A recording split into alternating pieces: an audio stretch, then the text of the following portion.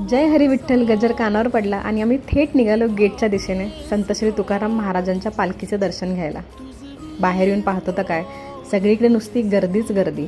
डोक्यावर विठ्ठल रुक्मिणी, तुळशी माता, हातात झेंडे, टाळ, मुखात पांडुरंगाचं नाव, डोळ्यात एक उत्साह आणि मनात त्या पांडुरंगाला भेटण्याची ओढ.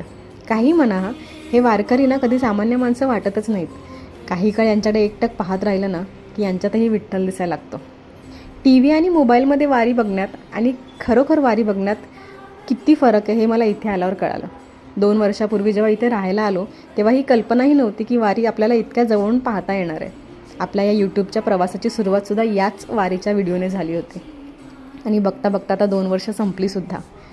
आता इथून जायची वेळ आली आहे, त्यामुळे वाईटही वाटतं आहे की पुढच्या वर्षी हा अनुभव घेता येणार नाही आहे.